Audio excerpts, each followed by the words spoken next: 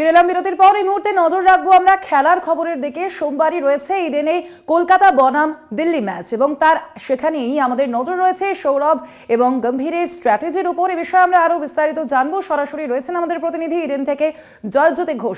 জয়জ্যোতি, প্রথমেই যে বিষয়টি জানতে চাইবো যে আগামীকাল এই দুই যে কলকাতা আর দিল্লির ম্যাচ রয়েছে সেক্ষেত্রে কোন ফর্মে রয়েছে দুই দল এবং কেকেআর এর প্রস্তুতি কেমন? ঠিক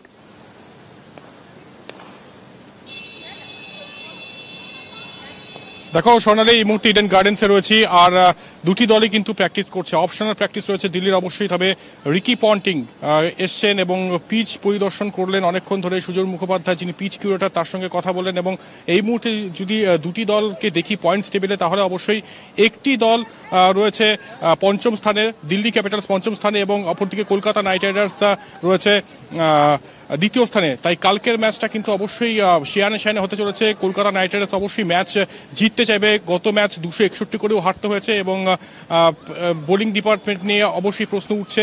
তবে আজকে চন্দ্রকান্ত পণ্ডিত যিনি হেড কোচ তিনি কিন্তু একটা কথা বলেছেন যে কিছু মানে আমাদের হাতে যেটা রয়েছে সেটার উপরই কনসেন্ট্রেট করব, সবকিছু কিন্তু আমাদের কন্ট্রোলে নেই। এই মুহূর্তে সোনালি জানিয়ে রাখি ইডেন গার্ডেন্সের শাহরুখ খান কিন্তু প্রবেশ করেছেন।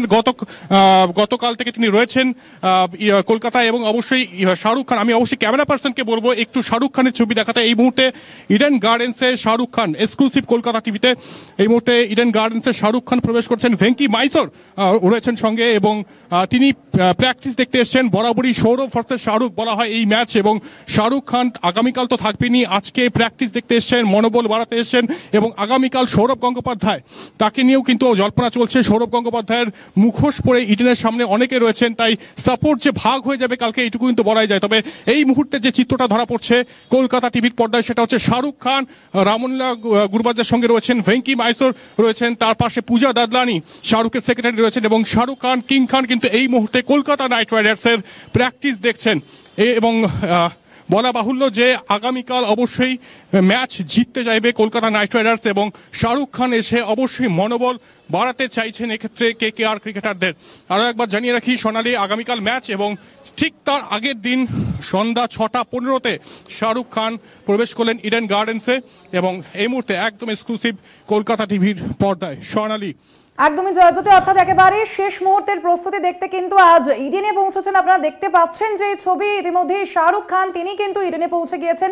আগামীকাল ম্যাচ রয়েছে কেকেআর এর এবং সেই প্রস্তুতি কেমন চলছে, শেষ মুহূর্তের প্রস্তুতির ছবি কিন্তু দেখছেন তিনি। আজ সেই ছবি আপনারা দেখতে পাচ্ছেন কলকাতা টিভির স্ক্রিনে। আজ শাহরুখ খান তিনি কিন্তু ইতিমধ্যেই ইডেনে পৌঁছেছেন।